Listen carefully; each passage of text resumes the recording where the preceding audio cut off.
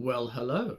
Hello and welcome to a Brit Reacts to Bollywood. I want to say to all of my friends in India and around the world, Namaste, Assalamu Alaikum, Sat Sri Akal Ji and Vanakkam. Welcome to you all. I'm so happy to be creating to your recommendations, and I've got a couple of really lovely ones this week.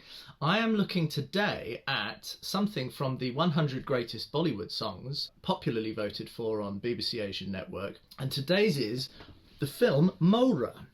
Now look at this. It's a cracker. It's only 1994 and it's an action thriller. And if you look at this poster, it's awesome. It reminds me of something like a cross between a martial arts movie and something like Death Wish with Charles Bronson. Directed by Rajiv Rai, it features Naseeruddin Shah, Akshay, Kumar, Sunil Shetty and Raveena Tandon in the lead roles. It went on to become the highest grossing Indian film of that year and was declared a blockbuster. The soundtrack sold more than 8 million, making it the second highest selling Bollywood soundtrack album of 1994 behind Hum Aapke Hain Kaun.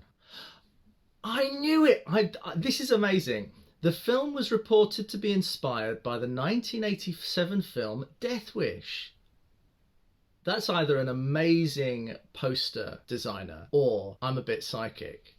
I can't believe it. It's about a convict imprisoned for the murder of a group of 4 criminals who had brutally raped and killed his sister-in-law. Vishal tries to get justice in court but is unsuccessful, and the men are released from prison with the help of a corrupt lawyer. The 4 criminals then visit Vishal's home because he tried to file a case against them. Driven by vengeance, they try to rape Vishal's wife Priya, but she kills herself with a knife. Angered at all this, Vishal decides to take the matter into his own hands and murders the 4 criminals himself. He is sentenced to life in prison for the crimes. When journalist Roma Singh visits the jail for a report that she's writing, a few of the convicts try to rape her. The attempted rape reminds Vishal of his misfortune and he intervenes and saves Roma. Roma hears Vishal's story and decides to help free him. She is heard by a blind businessman, Mr. Jindal, who tries to recruit Vishal as a hitman.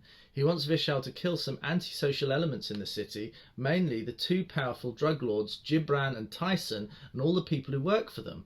Mr. Jindal tells Vishal that these drug lords are responsible for creating people like the group of 4 men he killed in the first place by bringing drugs to the streets and corrupting the locals with them.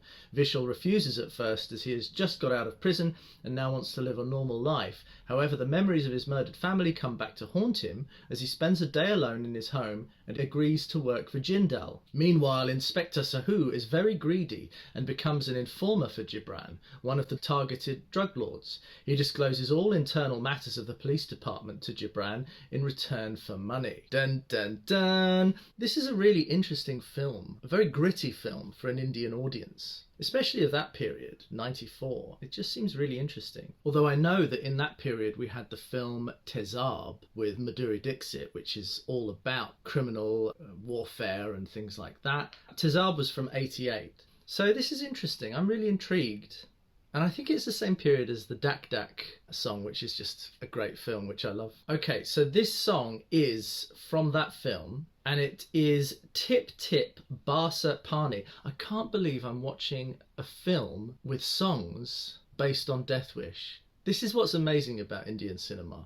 Okay, let's take a look. I'm really excited. It's called Tip Barsa Pani. City at night, the dirt, the grime, the ruins, the wreckage of the building, the mess, the monsoon-like rain, the darkness, the lights. It's very film noir. Although I shouldn't compare it to the passion and the chemistry of something like Madhuri Dixit and Dak Dak.